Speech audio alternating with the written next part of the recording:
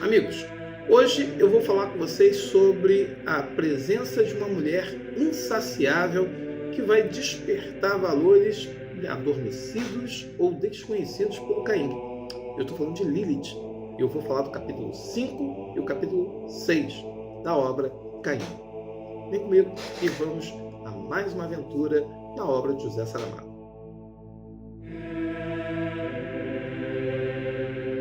E aí, galera, tudo bem? Meu nome é Sérgio Monteiro, sou professor de língua portuguesa, literatura, redação. Estou aqui para ajudar vocês na leitura da obra Caim, obra do meu amigo José Saramago. E essa obra aqui fantástica que promove uma certa reflexão sobre o Antigo Testamento. Vamos falar do capítulo 5. O capítulo 5, a gente tem que lembrar que Caim ele chegou à terra de Noé e nessa terra ele foi trabalhar como pisador de barro.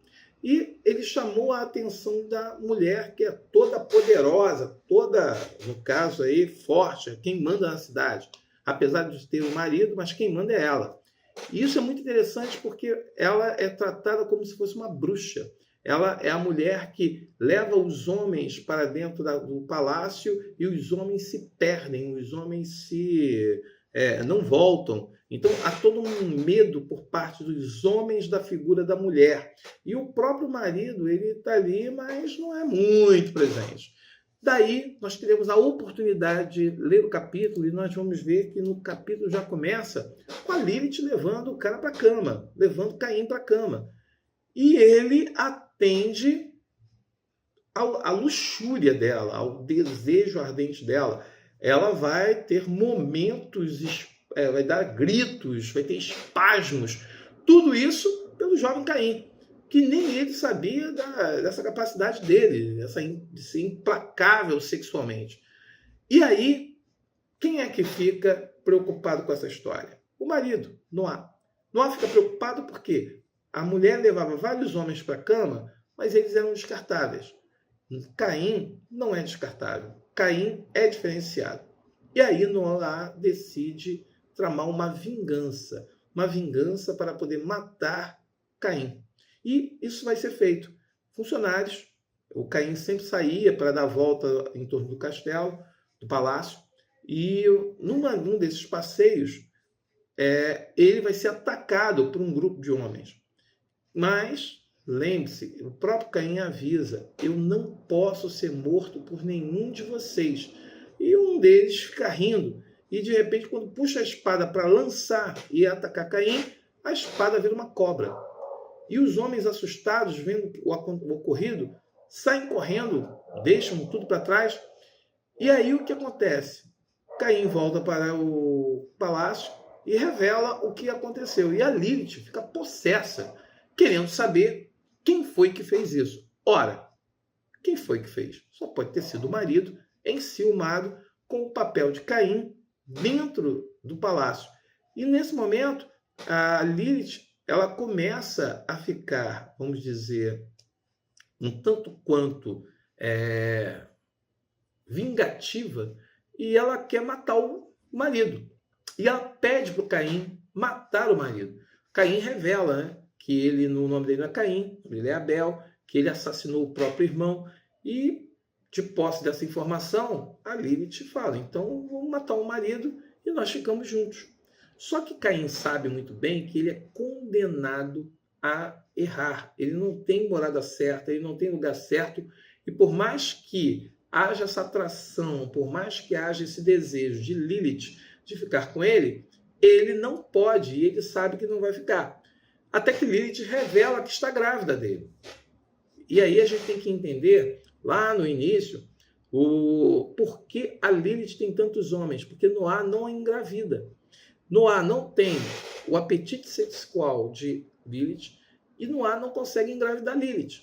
Então, por isso que Lilith se aventura com outros homens. E Caim vai ser aquele que vai deixar o seu herdeiro na barriga de Lilith. E nisso, a Lilith, eu acho muito interessante a cena em que Lilith, ela pega os potenciais assassinos de Caim e os enforca.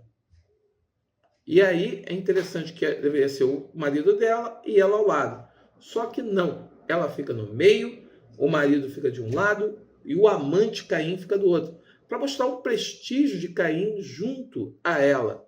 E aí o que acontece? Caim, depois dessa situação, ele comunica para Lilith que ele tem que ir embora, ele tem que sair. E aí eles acabam dormindo juntos pela última vez. Então, assim, o capítulo 5 termina com os dois indo para a cama pela última vez.